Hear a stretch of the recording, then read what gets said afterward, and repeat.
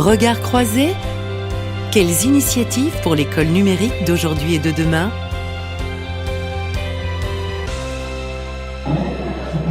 Bonjour à tous et bienvenue dans ce nouveau numéro de Regards croisés. Nous sommes en direct du salon Educatech Educatis sur le stand du ministère de l'Éducation nationale et nous allons évoquer la question du handicap et du numérique. Pour en parler, j'ai le plaisir de recevoir à mes côtés en studio Caroline Huron, présidente de l'association Cartable Fantastique. Vous êtes également chercheuse à l'INSERM et spécialiste de la dyspraxie. Bonjour. Bonjour. Et vous êtes accompagnée de Patrice Renaud, chargée de mission nationale numérique et handicap à la direction du numérique pour l'éducation. Bonjour. Bonjour. Alors Caroline Huron, comment peut-on définir la dyspraxie aujourd'hui ? Alors la dyspraxie, ça se caractérise par un trouble du geste. Ce sont des enfants qui sont gênés dans tous les gestes de la vie de tous les jours, donc s'habiller, faire ses lacets, les activités sportives. Et évidemment, à l'école, il va y avoir un geste qui est particulièrement complexe, qui est celui de l'écriture, et qui va poser problème tout au long de leur scolarité, au même titre que tout ce qui est traçage, donc géométrie, et tout ce qui est manipulation. Donc, ce sont des enfants qui sont aussi gênés par leur trouble du regard, donc, parce que ça touche aussi les mouvements des yeux, et qui donc vont avoir des difficultés à se repérer dans un espace, et parfois aussi dans le temps. Alors, quel est l'état des lieux aujourd'hui en France ? Est-ce qu'on a quelques données chiffrées ?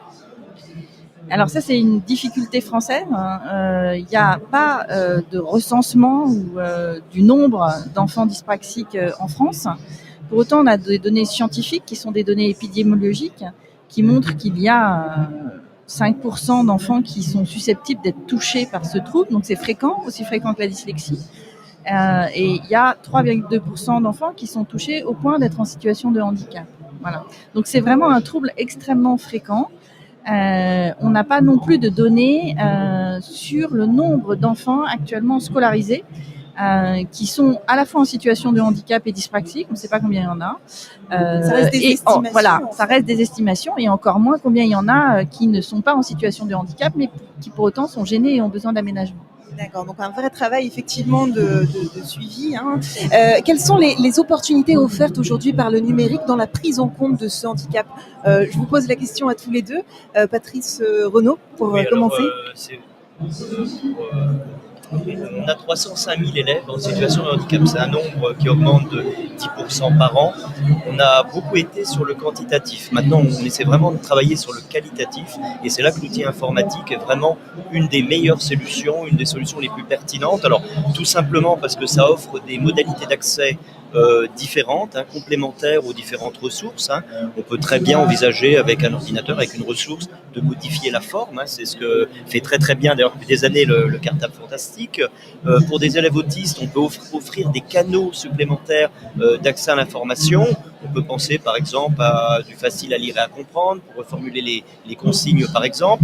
Pour des élèves sourds, on peut embarquer dans une ressource numérique un canal en langue des signes française, en LSF, toujours sans dégrader la ressource initiale. Vous voyez, on garde la qualité de la ressource qui a été éditorialisée, créée par l'enseignant, mais on offre des accès supplémentaires, des accès complémentaires aux élèves qui sont différents. Oui, parce que ça c'est important, la ressource pédagogique n'est absolument pas modifiée avec le numérique, Caroline. Alors, elle n'est pas modifiée en ce qui concerne la substance même, c'est-à-dire les compétences qu'on travaille. Maintenant, elle est modifiée à deux niveaux. Au niveau de l'accessibilité, donc on va par exemple agrandir la police, écarter les lettres, mettre des lignes de couleur en fonction des besoins repérés des enfants. C'est différent d'un enfant à l'autre. Donc c'est ça que le numérique permet aussi, c'est de différencier pour chaque enfant en fonction de ce qu'il est lui. Et puis bien sûr, dans le cas de la dyspraxie, on va gérer le trouble de l'écriture. Par exemple, on va proposer aux enfants, au lieu de recopier la phrase et de souligner les verbes, nous on va leur dire dans chaque phrase, clique sur le verbe. Voilà. Donc c'est plus simple et vraiment personnalisé pour chaque enfant sans dénaturer le fond de la ressource pédagogique. Alors Caroline Huron, justement, quels sont les outils que vous proposez aux élèves dans le cadre de votre association Cartable Fantastique aujourd'hui ? Donc nous, on a une série d'outils destinés aux élèves, entre autres, et donc il y a des outils de compensation qui vont permettre, par exemple, de poser des opérations avec un ordinateur. Donc ça, c'est tout le travail du ruban Word. Et puis on a un travail avec le ministère de l'Éducation nationale depuis 2 ans maintenant, dans lequel on construit une banque d'exercices numériques qui est d'abord construite pour répondre aux besoins des enfants dyspraxiques en études de la langue pour le primaire Et ensuite, on adapte ces exercices à l'ensemble de la classe qui, eux, vont répondre par écrit. Donc, tout le monde fait les mêmes exercices, mais les enfants lambda écrivent et les enfants dyspraxiques ouvrent leur ordinateur. Et donc, l'enseignant peut donner les mêmes consignes à tout le monde et corriger pour tout le monde sur les mêmes compétences. C'est ce qu'on appelle les fantastiques exercices. Voilà, c'est les fantastiques exercices de français. Et puis, on espère qu'il y aura un jour les fantastiques exercices de mathématiques pour continuer cet outil-là. Justement, le ministère a accompagné Voilà, cette démarche-là. Alors, ça rentre dans le cadre du dispositif EduHub, Edu comme éducation, Hub comme start-up, mais aussi comme usage pédagogique.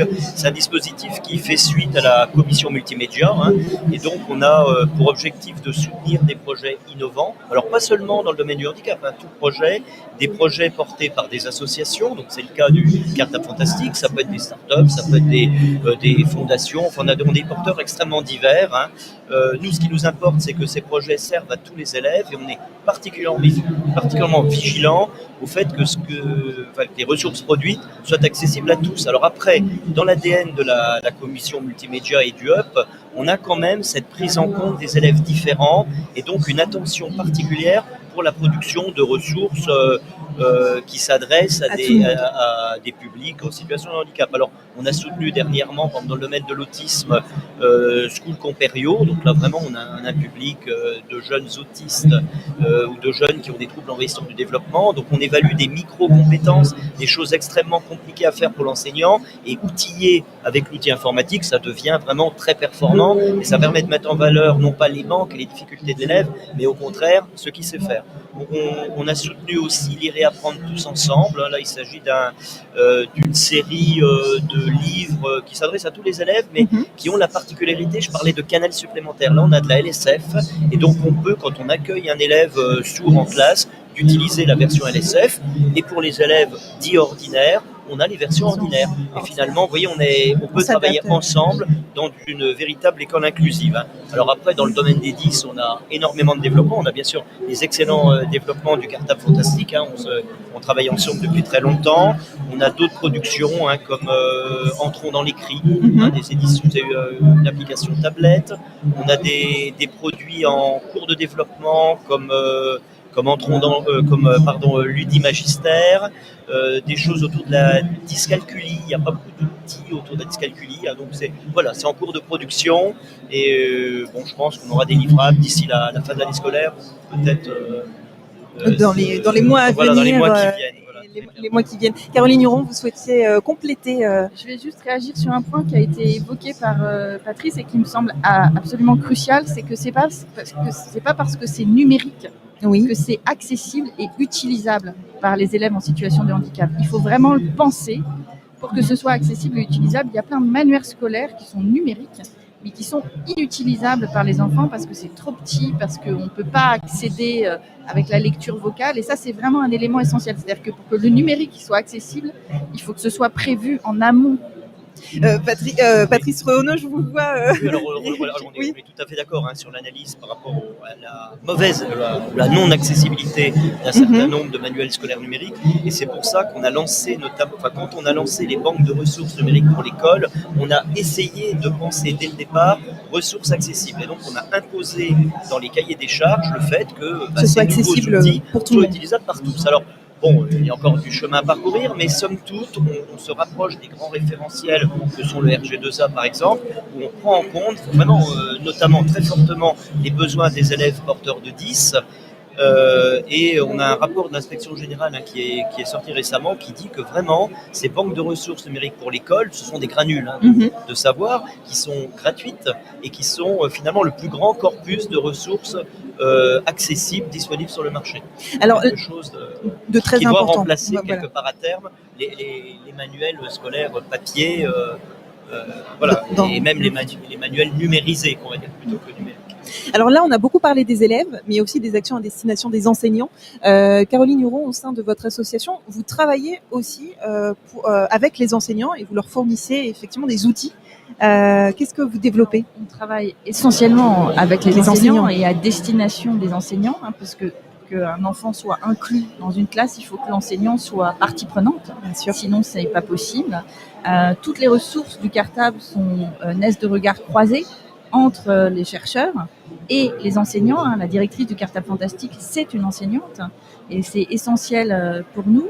Donc les actions en direction des enseignants, c'est des actions de formation. On fait des ateliers, on intervient. Et puis il y a un certain nombre d'outils qui leur sont destinés directement. Par exemple, il y a une plateforme de création d'exercices numériques en ligne et qui permet aux enseignants de créer eux-mêmes des exercices numériques adaptés aux élèves dyspraxiques comme ceux des fantastiques exercices. C'est exactement la même forme, mais ils peuvent mettre leur propre contenu.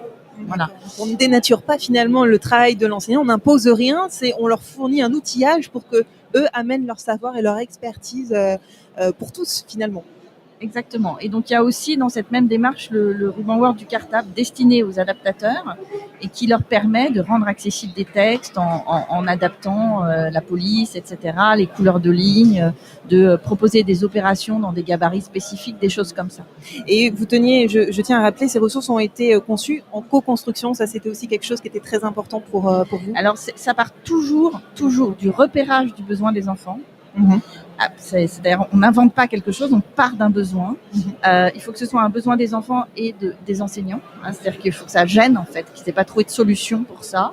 Et c'est toujours co-construit avec des enseignants. Et c'est surtout, ensuite, les retours sont toujours essentiels. C'est-à-dire qu'on est toujours en dialogue avec les enseignants parce qu'il peut y avoir des choses qu'on imagine. Et en fait, en situation classe, ça pose problème pour telle ou telle raison. Et nous, on va avoir besoin d'un retour pour pouvoir modifier ensuite. Et continuer à améliorer la prise en compte de la dyspraxie. Patrice Renaud, quelles sont les autres actions que vous développez au sein du ministère ? On a parlé de l'accessibilité. Une très grande vigilance justement par rapport à l'accessibilité. Oui. Alors ça se traduit notamment dans les référentiels qu'on est amené justement à écrire, à produire, à diffuser. Alors il y a deux voies principales. Il y a premièrement pour le matériel. Bien entendu, il est extrêmement important de produire des ressources. Si ces ressources ne sont pas accessibles pour tous les élèves, ça pose problème. On s'est aperçu que les référentiels internationaux et même les déclinaisons nationales comme le RG2A par exemple, c'est le référentiel général pour l'accessibilité pour les administrations, ne sont pas suffisamment utilisés. Donc on a négocié avec les différentes parties prenantes, les associations, les administrations, les porteurs de projets, les entreprises, les éditeurs, pour avoir une déclinaison beaucoup plus pragmatique. C'est ce qu'on appelait les bonnes pratiques d'accessibilité et d'adaptabilité des ressources numériques pour l'école. Et systématiquement maintenant, on a une grande vigilance sur le respect. Déjà, on l'inscrit dans les appels d'offres, dans les cahiers des charges, dans les appels d'offres, les appels à projets, les dispositifs de subvention. Et on vérifie, on fait un audit maintenant de plus en plus systématique pour vérifier la bonne exécution de ce qui a été demandé. Deuxième niveau d'accessibilité, ce sont les matériels. Encore bien souvent, on a des matériels fournis par les collectivités, ce sont elles qui équipent les jeunes, qui ne sont pas suffisamment ouverts, puisque eux, leur problématique, c'est de protéger, d'avoir un écosystème mais sécurisé, vous voyez, pour éviter les intrusions, les virus, etc. Mais nous, dans le domaine du handicap, on a besoin d'avoir une ouverture suffisante de ces matériels, et c'est ça qu'on inscrit dans un référentiel comme Carmo, en disant attention, les élèves en situation de handicap ont des besoins tout à fait particulier en termes de matériel. Il faut qu'on puisse installer des logiciels spécifiques, des versions même spécifiques de certains logiciels, qu'on puisse avoir accès à certains ports USB pour ajouter du matériel et ainsi de suite. Donc on a ces deux actions. Et sinon, je travaille beaucoup en interministériel avec le ministère de la Santé, le ministère de la Culture, les Affaires sociales, bien évidemment. En transversalité. Finalement, ce sera le mot de la fin. Le numérique, on le voit vraiment comme un outil d'égalité. C'est ce que vous défendez dans vos pratiques. Caroline Huron, peut-être pour... Clairement, oui. Nous, une des missions du cartable fantastique, et c'est comme ça qu'on la présente, c'est de rétablir l'égalité des chances vis-à-vis d'enfants qui sont potentiellement en situation d'exclusion en raison de leur handicap. Et ce que cherche à démontrer le cartable, c'est qu'on peut être un enfant dyspraxique et pourtant être un élève compétent. Et que ça, c'est un changement de regard qui est essentiel, mais qui ne peut exister que si les outils sont mis en place pour leur permettre de contourner leurs difficultés et donc apprendre comme les autres, même s'ils utilisent des outils différents. Patrice Renaud. Oui, alors c'est vrai que le handicap peut être une source importante de discrimination et le législateur a été très très performants par rapport à ce sujet-là. Il n'y a qu'à lire les derniers rapports, que ce soit du médiateur ou des défenseurs des droits, où là très clairement on indique qu'on est sur des sources de discrimination importantes et que le numérique est sans doute l'une des bonnes solutions. Alors après à nous, sur le terrain, de le rendre plus présent et plus performant. Eh bien, merci à vous deux pour vos 2 témoignages et d'être venus dans notre studio. J'aurai le plaisir de vous retrouver à 14h pour une prochaine émission, cette fois-ci autour des acteurs du numérique éducatif territoriaux. Merci à vous d'avoir participé. Merci. Et à très bientôt. Au revoir. Regards croisés. Quelles initiatives pour l'école numérique d'aujourd'hui et de demain ?